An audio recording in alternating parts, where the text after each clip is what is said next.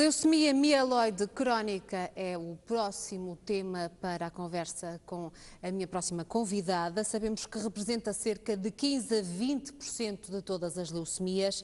Não existem causas conhecidas e é comumente diagnosticada em análises de rotina, sem o doente ter qualquer sintoma. Para nos falar então sobre este assunto, tenho comigo a doutora Fátima Ferreira, hematologista do Hospital São João e presidente da Associação de Apoio aos Doentes com Leucemia e Linfoma. Doutora Fátima, muito boa tarde. Boa tarde. Bem-vinda ao consultório do Porto Canal. Doutora, a leucemia mieloide crónica é o tema que nos traz aqui hoje. Do que é que se trata? É uma forma de leucemia crónica, como a palavra diz, rara, 3 a 5 por 100 mil habitantes ano na Europa, ou na Europa e nos Estados Unidos, são os dados que temos. Portanto, é uma forma de leucemia que representa 15 a 20% de todas as leucemias do adulto, que atinge principalmente as pessoas de meia idade e os idosos, tem um pico de incidência entre os 40 e os 50 anos, e é uma forma de leucemia que eu diria de melhor prognóstico em geral. Não sabemos a causa, sabemos que as pessoas que foram expostas a radiações ionizantes, como, portanto, os casos que sucederam após a bomba atómica de Hiroshima e Nagasaki, que têm uma incidência muito mais elevada nessas zonas de LMC que portanto, no restante do mundo. Tirando a radiação ionizante, não sabemos qual é a causa. Sabemos é que a doença em si resulta de uma translocação de material cromossómico entre os cromossomas, passando a redundância, 9 e 22, e nessa troca de material resulta um cromossoma 22 mais curto e uma proteína de fusão chamada BCR-ABL. Essa proteína vai ter uma atividade de enzima, portanto, a enzima que trabalha muito, digamos assim, que catalisa, que trabalha de forma autónoma, que é responsável, essa proteína de fusão é responsável pelo aumento, pelo crescimento exagerado dessas células portanto, é responsável em si por esta doença maligna, que a leucemia mieloide crónica é, sim, como toda a gente sabe, um cancro do sangue. Como é que se faz o diagnóstico desta leucemia? Como a Carla já disse, portanto, a maioria dos doentes são assintomáticos, fazem uma análise de rotina e verificamos que eles têm os glóbulos brancos um bocadinho elevados, um bocadinho, às vezes muito, mas podem até ter um número total de glóbulos brancos só ligeiramente elevado, com uma fórmula diferencial dos glóbulos brancos diferente do habitual, isto é, têm assim bastantes neutrófilos, como tem a maioria como temos todos nós, isso é normal, mas depois têm outras digamos, subtipos de glóbulos brancos que nós temos mais raramente no sangue. Os eosinófilos estão aumentados, os basófilos também. E têm células mais jovens em circulação, os mielócitos, os metamielócitos. E o clínico geral, se não estiver alerta para isso, se reparar só no número total de brancos e não estiver alerta, pode deixar passar e pensar, o doente está com uma infecção, isto não é nada, pronto. Ou já teve uma infecção, isto não é nada. E realmente aqui é importante frisar que, portanto, o clínico geral deve estar alerta para estas alterações, que às vezes são pequeninas, podem passar despercebidas e o doente chegar-nos um ano depois, porque foi à urgência, tinha uma dor de barriga, foi à urgência, tem o baço grande, faz um hemograma e é uma leucemia mieloide crónica que já tem muitos glóbulos brancos. Portanto, é importante também aqui fazer um diagnóstico precoce. Sim, e quais são as consequências mais graves da doença, quando o diagnóstico já está numa fase, a doença já está numa fase avançada? E é muito grave, realmente. A doença tem 3 fases, tem a chamada fase crónica, a fase de aceleração e a fase blástica. A fase crónica é aquela fase que é tratável e que podemos, com as medicações que há hoje em dia, podemos manter o doente nessa fase durante muito tempo, anos.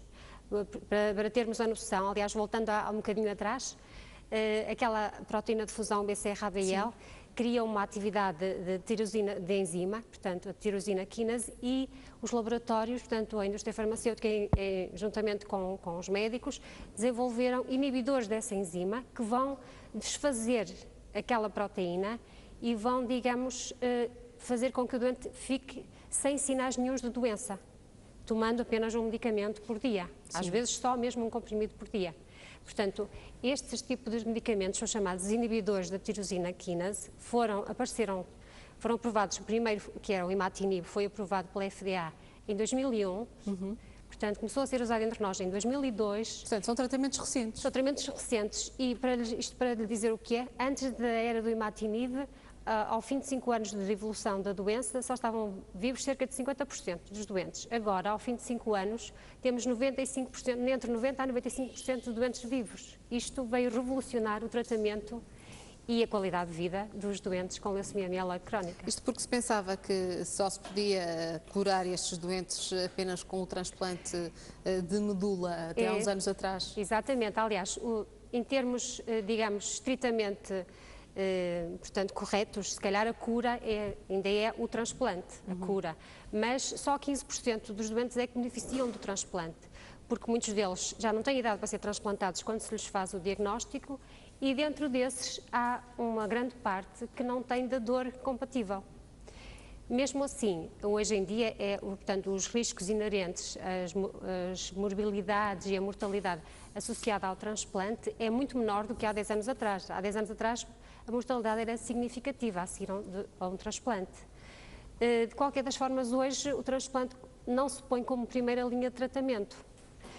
Portanto, primeiro tenta-se fazer o tratamento, ou parte-se para um inibidor da tirosina quinase, esses tais medicamentos novos de que eu há bocadinho falei. Doutora, esta é uma doença com implicações na vida do doente? É porque o doente tem que, portanto, o doente tem uma vida praticamente normal. Tem o dever de nunca se esquecer de tomar os comprimidos. Porque isto é uma doença com evolução de muitos anos, mais de 10 anos, e o doente pode estar muito bem se nunca se esquecer de tomar os comprimidos. E, portanto, temos casos, todos nós médicos temos casos de doentes que ao fim de uns anos, eu já estou bem. E não tomam. E não tomam. E isso, sabemos que isso aumenta muito o índice de recaídas. E depois aumenta a resistência, isto é, se o doente se esquece de tomar os comprimidos e se a doença volta, portanto, se aparecem as alterações genéticas, eucariotípicas e até morfológicas que são inerentes à doença, depois temos que mudar para outro inibidor. Portanto, cria-se ali uma resistência e o doente pode passar para uma fase acelerada que depois é muito mais difícil de controlar. Mas no dia-a-dia, que implicações em termos profissionais? Pode ter uma vida perfeitamente normal, em termos familiares, sociais, sexuais, perfeitamente normal. Alimentação. Claro que há doentes mas são poucos, 4, 5% que toleram mal os inibidores, mas temos a hipótese de tentar, conversando com eles, tentando dar, portanto, adjuvantes do tratamento ou até mudar para outro inibidor, porque há doentes que não se dão com um e dão-se com outro inibidor. E têm uma qualidade de vida ótima. Realmente a regra que eu queria, portanto, aquilo que eu queria aqui frisar é que os doentes, mesmo que estejam muito bem, que estejam bem há muitos anos, têm que continuar a ir às consultas, fazer o controle, a chamada monitorização da resposta ao tratamento, que é fácil, é fazer uma colheita de sangue de vez em quando, e nunca se esquecer de tomar diariamente o seu medicamento. Muito bem. Doutora, a Associação de Apoio aos Doentes com Leucemia e Linfoma, que papel é que tem desempenhado ao longo destes últimos anos? Portanto, é uma associação que nasceu dentro do Hospital de São João, por uma iniciativa de médicos, doentes e familiares do Hospital de São João e que tem ajudado muito a humanizar os serviços de saúde naquela instituição.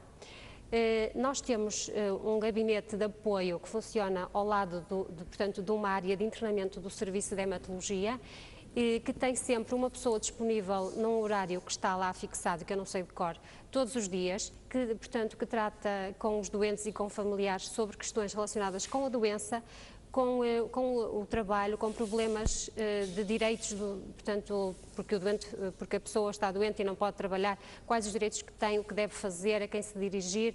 Trata até de questões relacionadas com a escola dos filhos. Portanto, nós tentamos dar um apoio o mais global possível, graças ao trabalho de voluntariados e de voluntários, não é? Que isto são realmente, este trabalho é feito exclusivamente em regime de voluntariado. De qualquer das formas, o nosso grande objetivo é formar e informar os doentes. Por isso é que nós temos duas reuniões por ano em Sim. que abordamos temas que se relacionam com os doentes que têm leucemias e linfomas. A próxima reunião, quando é que se vai realizar? 19 de julho.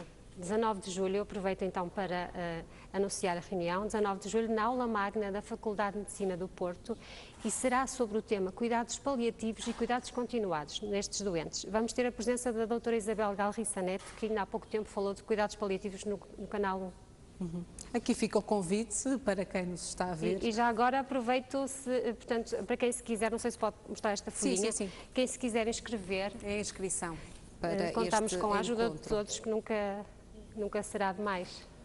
Aqui fica então o convite para participar nesta reunião da Associação de Apoio aos Doentes com Leucemia e Linfoma no dia 19 de julho.